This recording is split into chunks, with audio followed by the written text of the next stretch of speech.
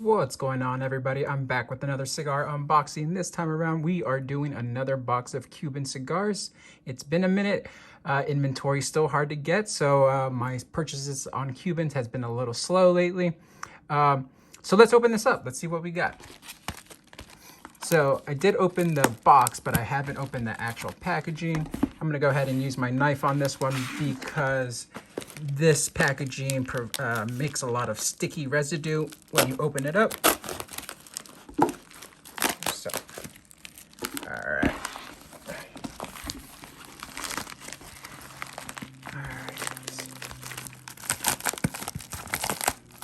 Also, funny story. So I left town for a while, 4 to 5 weeks or so, and this package did not arrive. So I was pretty stressed out. I didn't want this to sit in the sun in our post office box.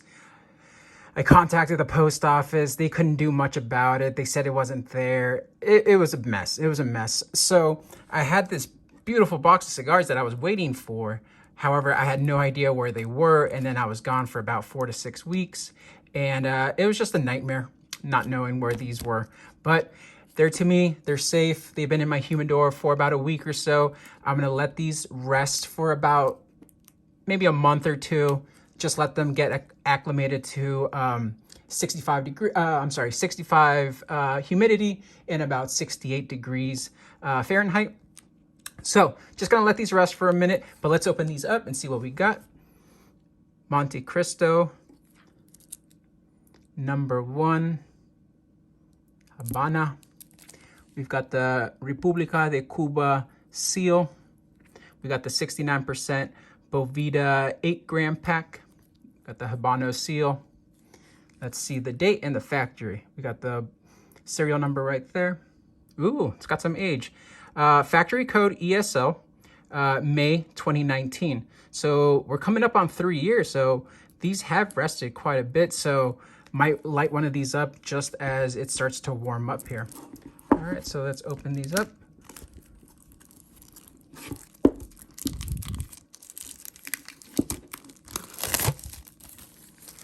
They did a great job of sealing it. I remember I've shared with you previous videos where the seal breaks and then the Boveda has to work extra hard because, you know, it's not in a sealed environment. So I'm really happy that, you know, these were sitting at the post office for so long, but they were properly sealed in that bag that you just saw with the Boveda. And let's see, the Boveda is still good. So it's good to know. All right, let's open these beauties up.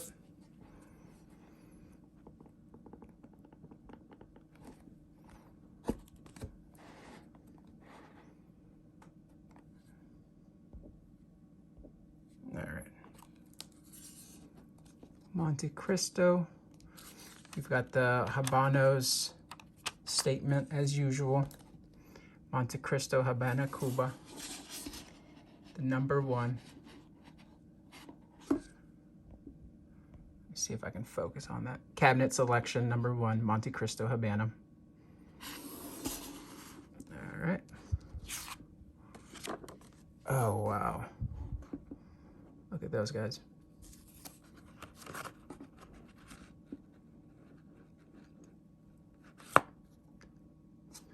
So they are all a little different. Like, you know, this one looks a little more rustic, a little, I wouldn't say beat up, but it just looks a little rough compared to like this one, nice and smooth.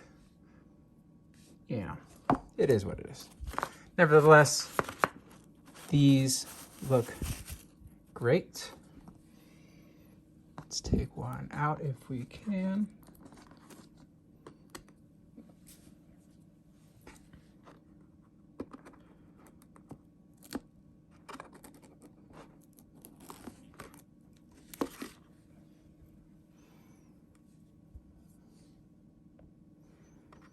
There you go.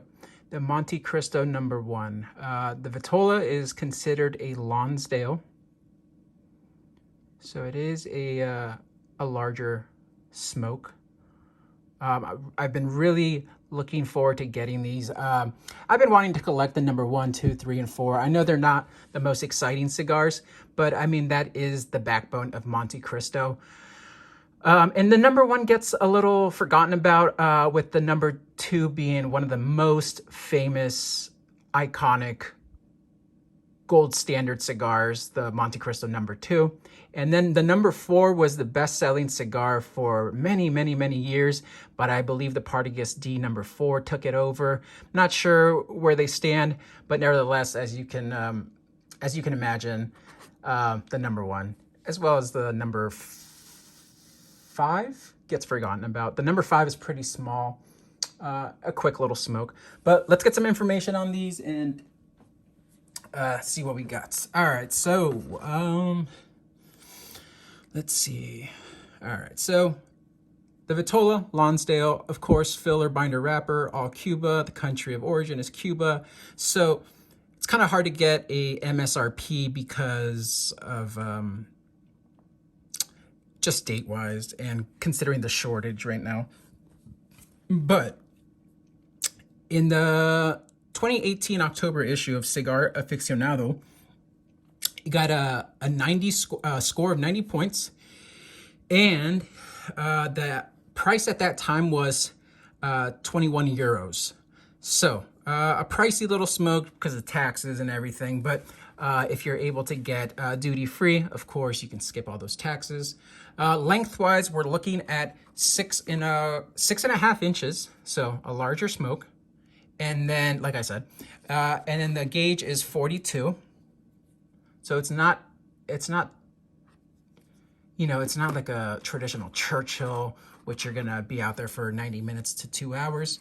Strength-wise, we're looking at medium. And then let's get some flavor notes while we're at it. So, of course, it's handmade. We've got some coffee, cacao, vanilla flavors blended to make like a great harmony, along with some mild tobacco taste. Cigarreviews.org recommends a minimum aging of at least 3 years for this cigar to find its real potential. So I want to tell you guys something. When I first got into cigars, I didn't know what the difference were in the number 1, number 2, number 3, number 4, number 5 in the Montecristo lineup. So according to Cigar's reviews, they say the taste of numbers 1, 3, and 4 is quite the same. So I really enjoy Montecristos. I find that they have a very earthy flavor.